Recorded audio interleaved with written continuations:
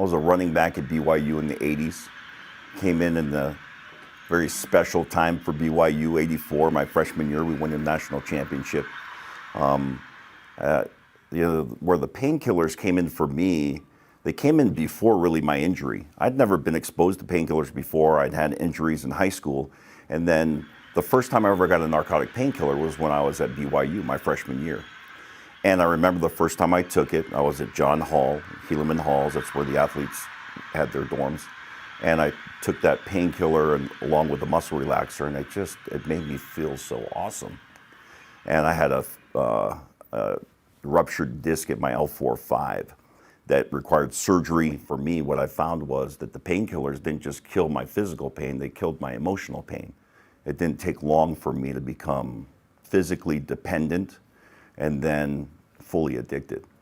And then the drugs just started to become the answer for everything.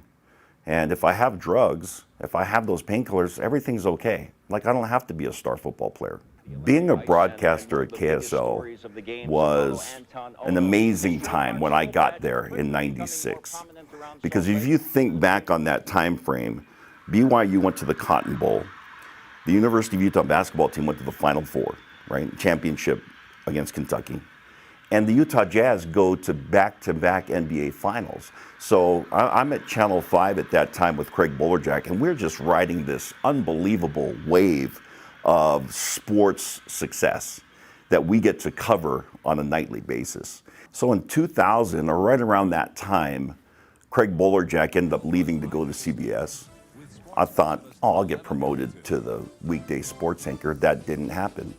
And I think on the outside, I acted like, oh, that's no big deal. And I think on the inside, my ego was crushed. And I got resentful. And people know in recovery that resentment is the #1 offender. It destroys more alcoholics than anything else. It says that in the big book of Alcoholics Anonymous. And certainly that was one of the things that started to drag me back down into my addiction. I started using painkillers again, thinking it was okay.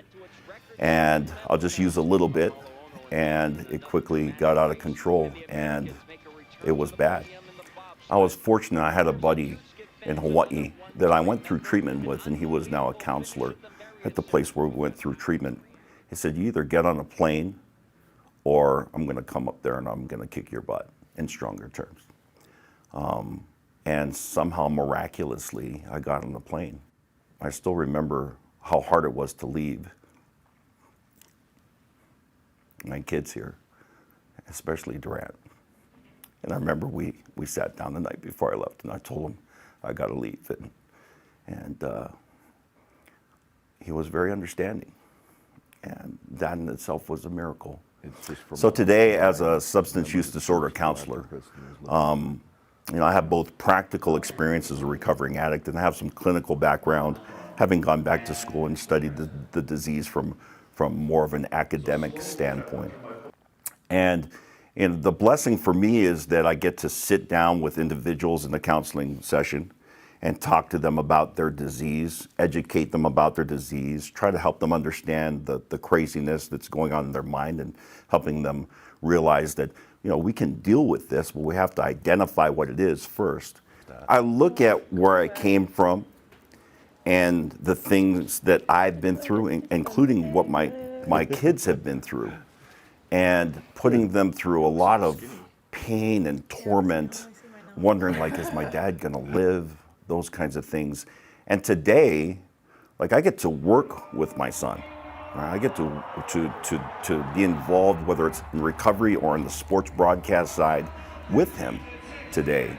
And that in itself is like how the whole thing kind of comes full circle and repairs itself, but not because of me, but because of my willingness to just let God do the work.